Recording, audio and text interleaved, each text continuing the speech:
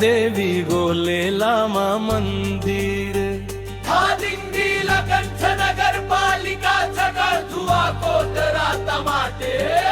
जय हो श्री मैया देवी करुणा की खानी गोलेलामा मंदिर मा बस्नु भो भवानी। धादिङ जिल्लाको शिरमा पावन यो धाम नीलकण्ठ चरा धुवाकोट राता माटे नाम। सत्बिसे पुछारतिर थोपल खोला बग्छ बिन्दुकेश्वर नदी किनार आस्था यहाँ झल्कन्छ।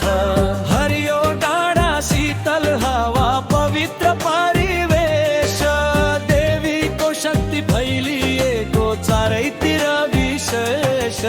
नजिक टाढा जिल्लाबाट भक्तजन आउँछन् श्रद्धा विश्वास आशा बोकी चरणमा झुल्छन्। जे काम सुरु गर्दा पनि देवी सम्झिन्छन् साँचो मनले पुकार्दा सबै कुरा पाउँछन्। आपतकालीन अवस्थामा नाम लिई पुकार आमा मैयाको कृपाले हट्छ सारा भार। मनोकामना पुरा भएपछि फेरि दर्शन गर्न फुल अक्षता धूप दीप भक्ति साथ अर्पण। हरेक पूर्णिमाको पञ्चमी पूजा आजा हुन्छ विधि पूर्वक बलि दिँदै भक्ति भाव गुन्जन्छ। धन्य पूर्णिमाको चतुर्थी जात्राको दिन आयो ठुलो बाजा गाजा सहित फुलको डोली ल्यायो। नाच गान रमाइलो दिनभरि चल्छ देवीको जयकारले सारा धाम भरिन्छ।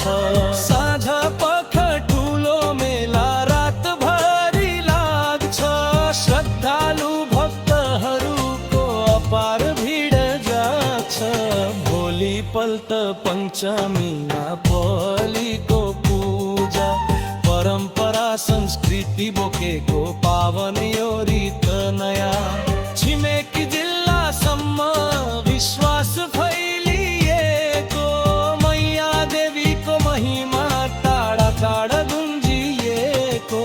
सत्य भक्ति संस्कृतिको यो हो केन्द्र स्थान गोलेलामा मन्दिर हाम्रो आस्थाको पहिचान।